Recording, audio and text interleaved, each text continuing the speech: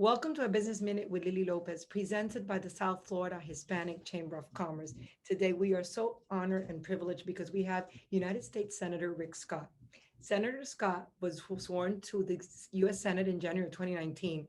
He was elected to the U.S. Senate in 2018 and is currently serving his first term representing the state of Florida. Prior to his election to the U.S. Senate, Mr. Scott served 2 terms as the 45th governor of Florida, working every day to turn around Florida's economy and secure the state's future as the best place for family and businesses to succeed. Senator Scott knows firsthand that a good paying job is one of the most important things for a family. And following Florida's economic collapse 10 years ago, he made the decision to run for governor as a businessman with no political experience.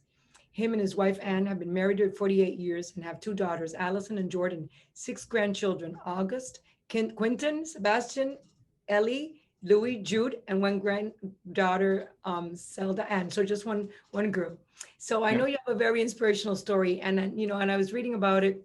I thought, Senator, of my father, how they had me in their 40s. So when the Great Depression came, it took over the whole world. They had to go to Havana because they own a farm. They lost everything. He was a little kid. He has to start from scratch, of course, difficulties. And he was a self-made man. He ended up having like 10 restaurants and cafeterias. And then he lost everything due to communism. He came here to the United States, started just doing dishes. And I remember I only had like one doll. And I always say that story because it was so precious to me and I still have it because of all the hardships and everything that we went through. But we were lucky and blessed that we were taken, and this beautiful country opened their arms to us. And his story was one of success because he was able to start again and have his restaurant and then his cafeteria, and he was a self-made man. And that's the opportunity that the United States of America provides to immigrants. And you're not an immigrant, you're born here, but you have a very interesting story. So if you want to say something about how you started, because I know you come from humble beginnings, and that's very important to see that someone like you, humble beginnings, has been not only a governor, but now as a United States Senator. So welcome, sir, and just give us a little brief overview of all of those, that beautiful story that you have.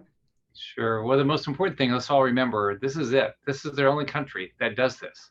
This is where all the opportunity is. Like you, I grew up in a very poor family. We lived in public housing and never met my father. Eventually, I had an adopted father who had a 6th grade education.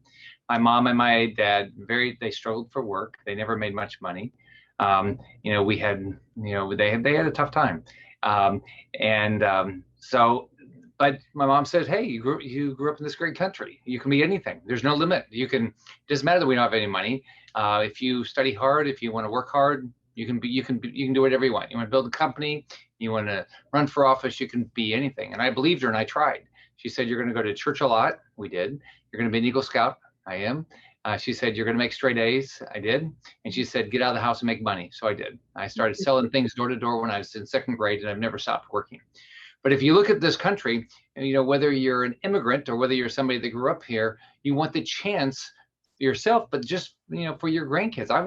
It's not what money we leave to our grandkids, it's what opportunity we leave for our grandkids. And that's what I fight for every day. I think about our children in this country. They all need to have the opportunity, just like you had, and your parents gave you the opportunity. Fortunately, they were able to get to the United States, so you had it. If you'd stayed in Havana, who knows what you would be doing right now? You'd be working for the government most likely. Absolutely, and making nothing, making like a doctor makes it $20 a month. So it's horrible. And so we're so happy and blessed. And sometimes people don't realize it, how blessed we are to live in this land, the land of the free and the home of the brave. And a little background on you as a governor, because I know you did such a good job, and you successfully championed more than $10 billion in tax cuts and cut thousands of burdensome regulations, which we hate, of course, as a Chamber of Commerce. Regulations, like strangle businesses.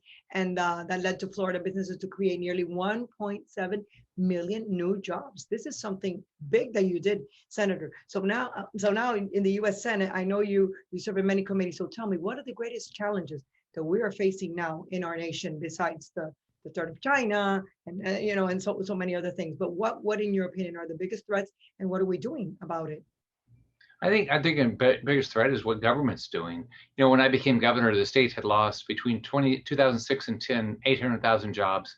Home prices dropped in half. And what was happening at the time is regulatory environment, taxes, all those things were going up in Florida and around the country. So I'm going to try to do what I did in Florida up here: cut taxes, reduce regulation, streamline the permitting process, and get government out of your life. You can figure this out on your own. You don't need government telling you how to lead your life. And if you think about why do people want to come to this country? Because they want their shot at the dream. It's not a shot of how can I become a dependent on government? How can I get in public housing? It's how do I go get to build a dream for my family? My kids will have a great dream, and my grandkids will have a great dream. That's what I'm trying to do: is create an environment where a kid like me, or or like you can be anything. I mean, that's our job, and it's not because government's going to do it. It's because you have the opportunity to do it. Absolutely. We don't want government in the way of anybody. We need freedom. And Senator, you serve on the Homeland Security Committee. So tell me about that. I mean, I know those are secret So stuff. I'm on armed services. So I'm responsible for voting on the defense budget. We have 20 military bases and 3 unified commands. I'm very focused on making sure we have the most lethal military in the world. Number 2, I serve on Commerce Committee. So most of anything that has to do with business generally comes up through commerce. Number 3, I serve on Homeland Security, which the Homeland Security Department reports up along with Coast Guard and things like that. But also we do the investigations. I'm on aging. As you know, we have a large aging population in our state. And I'm on budget, which should scare you about budget right now is Bernie Sanders is the chair. And Naval Socialist is the chair of the Budget Committee. So that should scare you and any American citizen, because if you look at what the Democrats are wanting to do, they want to raise all your taxes. Sort of the attitude is it's their money, not yours. And so I'm going to make sure we continue to fight to make sure that your taxes don't go up, your fees don't go up. You have more opportunity. And Senator, there are a lot of people coming from New York and from other states to Florida because our governor has done such a great job.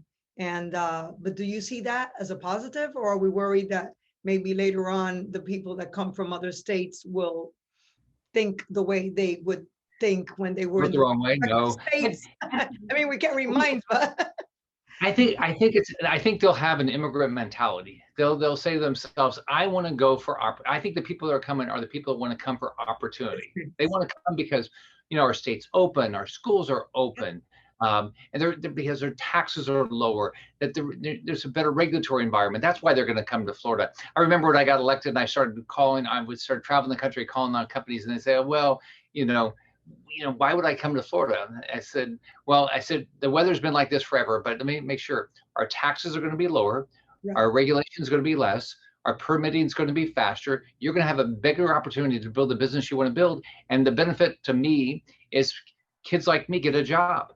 And so I want all the jobs in my state.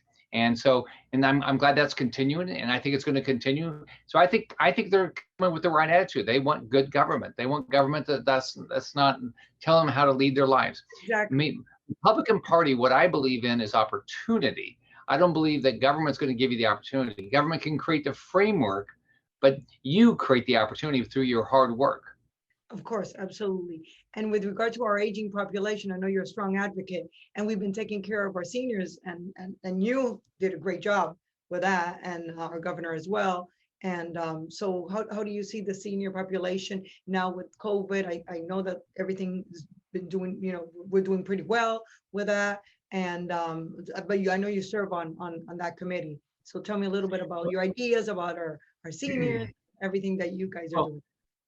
What we have to do is we have to create a good economy so we can have the safety nets we need, and we can fund the safety nets we need. We've got to make sure that we preserve Medicare, and make sure we preserve Social Security. We can't do that without a good economy, because unfortunately for the federal government, they don't pre-fund their programs. And so we've got to continue to make sure we have a good economy. So number one, I want to make sure we continue to build our economy so we can afford the safety nets we believe in. I want to make sure our Medicaid dollars don't get wasted. I want to make sure our Social Security dollars don't get wasted, that they're spent where people need help.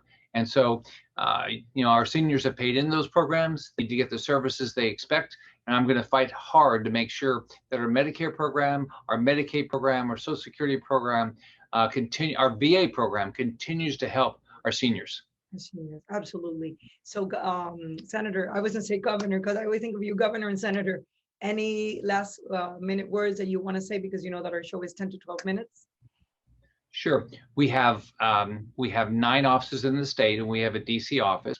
If anybody needs any help don't hesitate to reach out to us.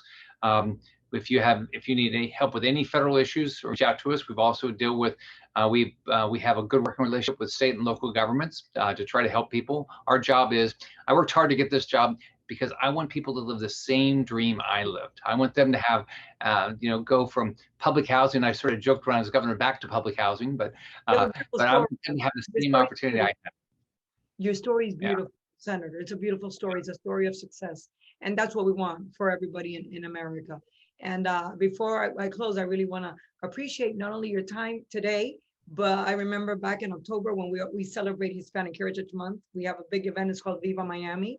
You took the time to be with us. It was virtual. Now we're finally doing live events because we're really actually the only chamber that's been doing live events with a lot of precaution. But we do feel that people need that human interaction, especially Hispanic. Oh, yeah. So it got to a point that people were Zoom fatigued. But we thank you so much because you took your time and you were there with us at that conference. And we look forward to seeing you. We have many events coming up and you have great staff. Your team is fantastic. So we'll make sure to coordinate with them and see when we have the honor and the privilege and pleasure to have you speak to our members at a live event, which we are doing already. So thank you so very much for your time, Senator Rick Scott. And thank you for joining. Nice seeing you today by Zoom. And bye-bye. Thank you for joining us for Business Minute with Lily Lopez, and we'll see you next week at the same time. Thank you.